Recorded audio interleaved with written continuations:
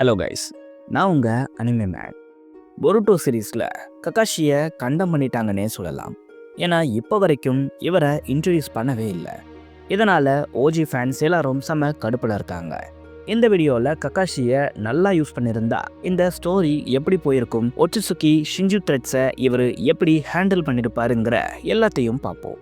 அதுக்கு முன்னாடி நம்ம சேனலுக்கு சப்ஸ்கிரைப் பண்ணிவிட்டு அப்படியே அந்த லைக் பட்டனை தட்டி விட்டுருங்க. இப்போ கதைக்குள்ள போகலாம். இந்த கதை 4th கிரேட் நிஞ்சா வார் முடிஞ்ச அப்புறம் ஸ்டார்ட் ஆகுது. இந்த கதையில சில சீன்ஸை மட்டும் நான் ககாஷி ஹிடன் நாவல்ல இருந்து ஆட்டைய போட்டிருக்கேன். எத்தனை பேர் அதை ரீட் பண்ணியிருப்பீங்கன்னு தெரியல. வேணுங்கிறவங்க பயோல இருக்கிற டெலகிராம் லிங்கை கிளிக் பண்ணி நம்ம சேனலுக்கு போய் படிச்சுக்கோங்க. அப்படி இல்லைன்னா கமெண்ட்ஸ்ல சொல்லுங்க, நான் அதை வீடியோவா மேக் பண்றேன். சரி, கதைக்கு வருவோம். இந்த நாவல்ல ககாஷி ஒரு பெரிய டிப்ரெஷன்ல இருக்கிறதா சொல்லியிருப்பாங்க. ஏன்னா ககாஷி அவரோட ஷேரிங்கை லாஸ் பண்ணிட்டாரு. இதனால் இவரால் இப்போது சிடோரி மாதிரியான மூவ்ஸை யூஸ் பண்ண முடியாது. ஏன்னா இதுக்கு விஷுவல்ஸ் ரொம்ப ரொம்ப முக்கியம்.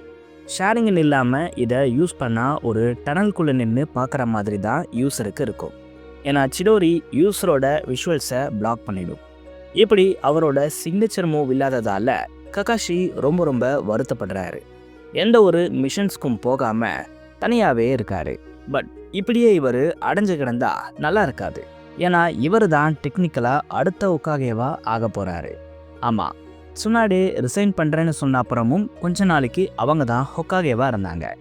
அதுக்கு ரீசன் ககாஷி தான். இந்த ஒக்காகே பொசிஷனை உடனே அவர் ஏற்றுக்கல. அதுக்கு இவர் அன்ஃபிட்டாக இருக்கிறதா அவர் ஃபீல் பண்ணுறாரு. சிடோரிக்கு ரீப்ளேஸ்மெண்ட்டாக இவர் ரசிங்கனை யூஸ் பண்ணி பார்க்குறாரு. பட் இது அவருக்கு ஹேண்டியாக இல்லை. சீக்கிரமாக ஏதாச்சும் ஒன்று பண்ணியே ஆகணும்னு ககாஷி நினைக்கிறாரு. ஏன்னா மெயின்னு சொல்லப்படுற இன்னொரு ஷினோபியை வில்லேஜ் எல்டர்ஸ் ஒக்காகேவை மாற்ற ட்ரை பண்ணுறாங்க. இந்த மெய் டான்சோவால் வளர்க்கப்பட்டவன். இவன் முழுக்க முழுக்க டான்சோவோட வழியை ஃபாலோ பண்ணக்கூடிய ஒருத்தன். இவன் ஒக்காகே ஆகிடவே கூடாதுன்னு ககாஷி மட்டும் இல்லை, நருட்டோ, சாஸ்கேன்னு வில்லேஜில் இருக்கிற பாதி பேர் நினைக்கிறாங்க. இதுக்காக எப்படியாவது ககாஷியை சீக்கிரமாக ஒக்காகே ஆக்கணும்னு எல்லாரும் நினைக்கிறாங்க. இதுக்கு வேற வழியே இல்லைன்னு சொல்லிட்டு ககாஷி ஒரோச்சிமாருவோட ஹெல்ப்பை நாடி போறாரு.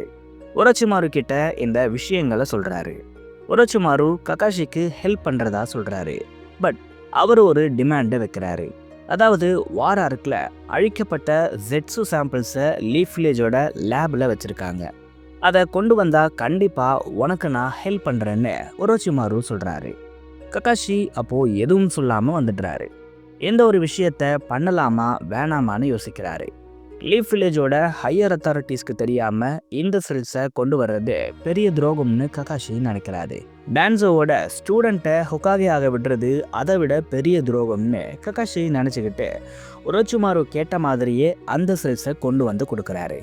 எந்த ஒரு செல்ஸை தப்பான எந்த வேலைக்கும் யூஸ் பண்ணக்கூடாதுன்னு ககாஷி சொல்கிறாரு. ஒரோச்சிமாருவும் அதுக்கு சம்மதிச்சு அவர் கேட்ட மாதிரியே ஒரு புது ஐயை இம்ப்ளான்ட் பண்ணுறாரு. இந்த ஐ பர்ஃபெக்டாக இருக்கு. ஆனால் இதில் ஒரு கேட்ச் இருக்கு. அதாவது இதுக்கு என்ன மாதிரியான பவர்ஸ் இருக்குங்கிறது ஒரோச்சிமாருக்கே தெரியாதுன்னு சொல்கிறாரு. இதை நீயே தான் தெரிஞ்சுக்கணும். ஏன்னா இதை நான் சாஸ்கே டிஸ்ட்ராய் பண்ண ஷேரிங்கன் வாய்ஸோட ரிமைன்ஸ் வச்சு தான் பண்ணியிருக்கேன். இதை தானாகவே டெவலப் ஆக விட்டாதான் இதுக்குள்ள என்ன பவர்ஸ் இருக்குன்னு எனக்கு தெரிய வரும். ஆனால் இதை ஆர்டிஃபிஷியலாக நம்மளே எவால்வ் ஆக வச்சா அந்த ஐயோட கலரே மாறிடும். இப்படி நான் பண்ண ஒரு அட்டம்ப்டில் ஷேரிங்கன் ப்ளூ கலரில் மாறிடுச்சு. இது யூஸரையே காலி பண்ணிடும்னு ஒரோச்சிமாரு சொல்கிறாரு. காரா நாவலில் உண்மையாகவே இந்த சம்பவம் நடந்திருக்கு. இதை பற்றி நம்ம சேனலில் ப்ளூ ஷேரிங்கன்னு ஒரு வீடியோவை போட்டிருப்பேன். வேணுங்கிறவங்க செக் பண்ணி பாருங்கள். இப்படி ஐயை இம்ப்ளான்ட் பண்ண ககாஷி ஒரு கட்டத்தில் ஹொக்காகே ஆகிறாரு. பல வருஷங்கள் அப்படியே போகுது. இந்த டைமில் நருட்டோக்கு ஒரு பயங்கரமான சாக்ரா டிசீஸ் வருது. அவரால் அசையக்கூட முடியலை. இதே மாதிரியான ஒரு டிசீஸ் ஆகுரோமுக்குமே வந்திருக்கும். அவர் அப்போ வானத்தில் போன ஒரு மீட்டரை பிடிச்சி அதை உடைச்சி டஸ்ட் பார்ட்டிகல்ஸாக மாற்றி அதை இன்டேக் பண்ணியிருக்காரு. இவர் எடுத்த இந்த பார்ட்டிகல்ஸோட பேரு தான் போலார் பார்ட்டிகல்ஸ். இதை இவர் எடுத்துக்கிட்டு மிச்சத்தை யாருக்கும் தெரியாத ஒரு இடத்துல மறைச்சி வச்சிருக்காரு. இந்த ஒரு விஷயத்த காமமாருங்கிற டோட் தான் சொல்லியிருக்கும். இதை தேடி சாஸ்கே போயிருப்பாரு. வில்லேஜோட ஸ்ட்ராங்கஸ்ட் பீப்புள்ஸ் யாருமே இல்லாத அந்த டைமில் திடீர்னு வில்லேஜ் மேலே தாக்குதல் நடத்தப்படுது. யார் அதுன்னு கக்காஷி பார்க்கும்போது sand village, leaf village, cloud வில்லேஜ்னு எல்லா வில்லேஜையும் சேர்ந்த மக்கள் லீஃப் வில்லேஜ் மேலே தாக்குதல் நடத்திக்கிட்டு இருக்காங்க. ஏகப்பட்ட ஷினோபிஸ் வில்லேஜ்குள்ள வர முயற்சி பண்ணுறாங்க. ஆனால் கக்காஷி அவரோட மட்வாலை யூஸ் பண்ணி வில்லேஜை சுற்றி ஒரு பேரியரை போடுறாரு. இதை யாரும் பிரேக் பண்ண விடாமல் கக்காஷி பார்த்துக்கிறாரு. அதை மீறியும் ஒரு சில பேர் கக்காஷி மேலே அட்டாக் பண்ண வராங்க. அவங்கள ராக்லியும் ஒரோச்சிமாருவும் ஸ்டாப் பண்ணுறாங்க.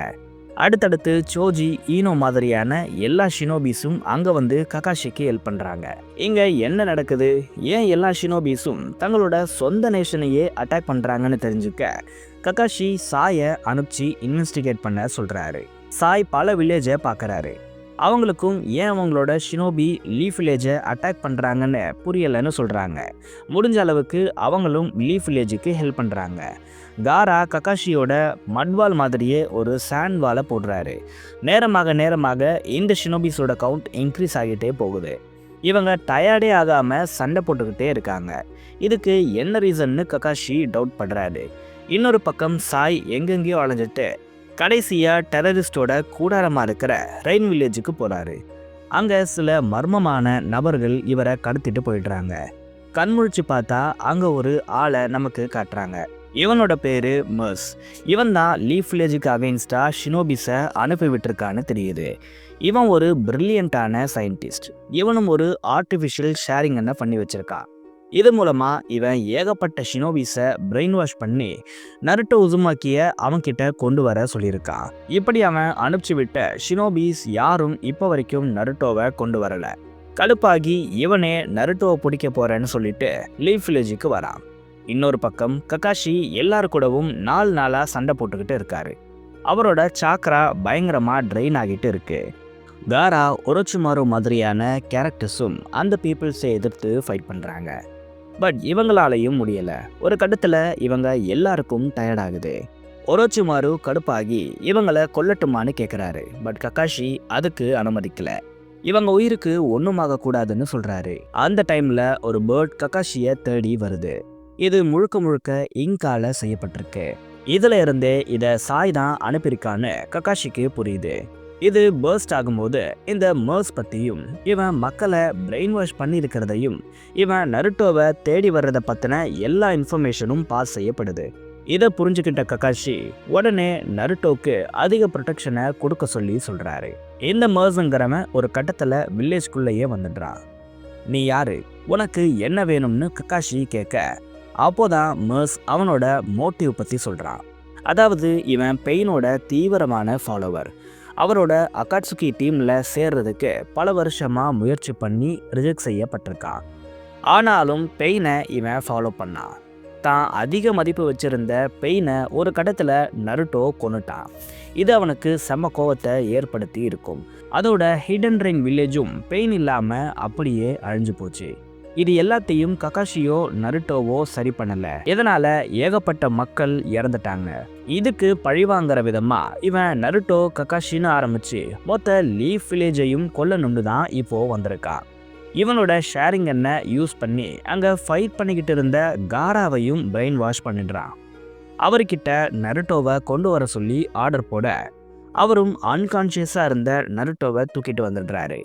இந்த மர்ஸ் நருட்டோவை கொல்ல வரும்பொழுது கக்காஷி அவரோட ஷேரிங் எபிலிட்டிஸை அவாய்ட் பண்ணிட்டாரு. இதை வச்சு இவரால் கிராவிட்டியை மேனிப்புலேஷன் பண்ண முடியுது. இவர் மர்ஸ் இருந்த அந்த இடத்துல மட்டும் கிராவிட்டியை அதிகப்படுத்திட்டாரு. இதனால மர்ஸ் அப்படியே நசுங்கி பூமிக்குள்ளவே போயிட்டாரு.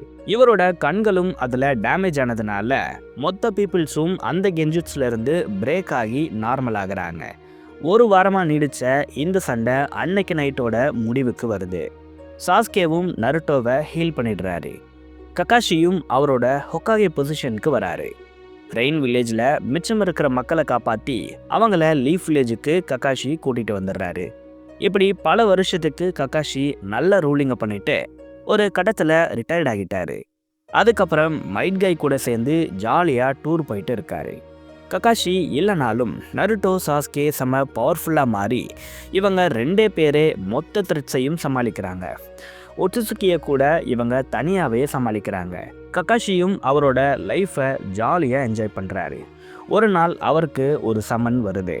அதில் உடனே லீஃப் வில்லேஜுக்கு ரிட்டர்ன் ஆக சொல்லி போட்டிருக்கு. கக்காஷியும் இதை கேட்டு லீஃப் வில்லேஜுக்கு போகிறாரு.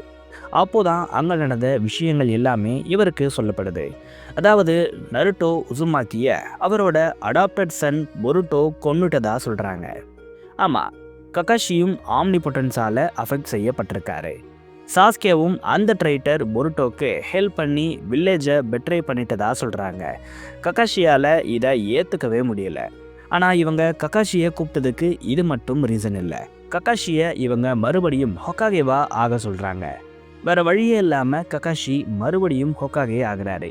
இப்போ இவருக்கு இருக்கிற மிகப்பெரிய சவால்னா அது பொருட்டோ உசுமாக்கி தான். இவனை எப்படியாவது கேட்ச் பண்ணணும். இந்த ஷின்ஜூஸ்னு சொல்லப்படுற டிவைன் ட்ரீஸை கொல்லணும். ஏன்னா இது வில்லேஜ்குள்ளே புகுந்து ஏகப்பட்ட பீப்புள்ஸை ட்ரீஸாக மாற்றிருக்கு. இதை கக்காஷி எப்படி பண்ணுவாருங்கிறத அடுத்த எபிசோடில் சொல்கிறேன். இது முழுக்க முழுக்க ஒரு வாட் இஃப் ஸ்டோரி தான். அடுத்த எபிசோட் தான் லாஸ்ட்டு. அதுக்குள்ளவே கக்காஷி அவரோட வேலைகளை முடிச்சுட்டு எப்படி பீஸ் அடைஞ்சாருன்னு சொல்லியிருப்பேன். அந்த எபிசோடும் கூடிய சீக்கிரமாகவே வந்துடும். இந்த மாதிரி வாட் இஃப் ஸ்டோரியை நம்ம சேனலில் போடலாமா இல்லை கக்காஷி எபிசோடோட இதை நிறுத்திக்கலாமான்னு கமெண்ட்ஸில் சொல்லுங்கள். நான் உங்களை வேறு வீடியோவில் சந்திக்கிறேன்.